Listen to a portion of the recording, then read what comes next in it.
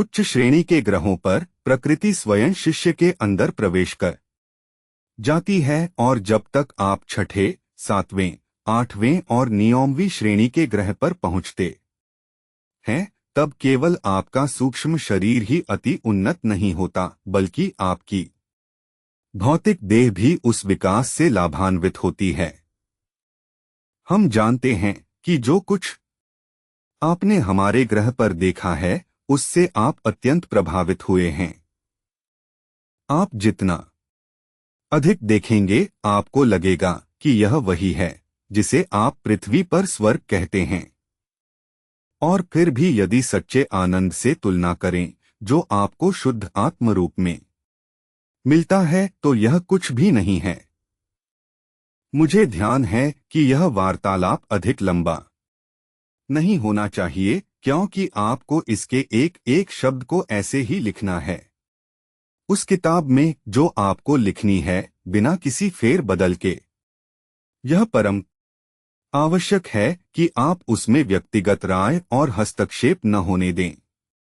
नहीं, चिंता मत कीजिए, जब आप लिखना शुरू करेंगे तब ताओ आपकी सहायता करेंगी। इस ग्रह से यह संभव है कि आप चाहें तो भौतिक देह में रहें और चाहें तो ईथर में परमात्मा के साथ जुड़ जाएं। जैसे ही यह शब्द कहे गए प्रमुख महात्मा का ऑरा पहले से अधिक दीप्त होकर चमकने लगा। मुझे अचंभा हुआ कि वह सुनहरे प्रकाश में जैसे लुप्त ही हो गए, फिर अगले ही पल दृश्य हो गए। आप समझ गए हैं कि सूक्ष्म शरीर आपके भौतिक शरीर में निहित रहकर पिछले जन्मों के अनुभवों को याद दिलाता और समझ को अंकित करता रहता है। इसे आध्यात्मिक रूप से समृद्ध किया जा सकता है, भौतिक रूप से नहीं। भौतिक शरीर केवल एक वाहन है जिसे मरने पर हम त्याग देते हैं।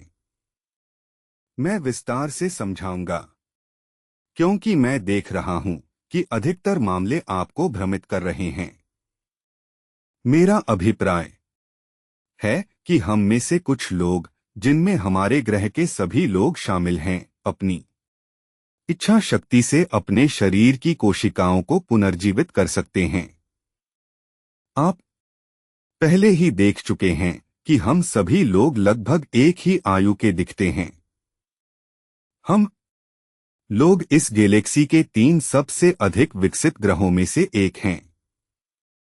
हम में से कुछ लोग महज ईथर से सीधे जुड़ सकते हैं। इसलिए इस ग्रह पर हम पूर्णता के निकट की अवस्था पर पहुंच चुके हैं, भौतिक और आध्यात्मिक दोनों प्रकार से। लेकिन हमें अपनी भूमिका निभानी है जैसा कि ब्रह्मांड के सभी जीव करते हैं। सच तो यह है कि प्रत्येक की एक नन्हे से कंकड़ की भी अपनी भूमिका है।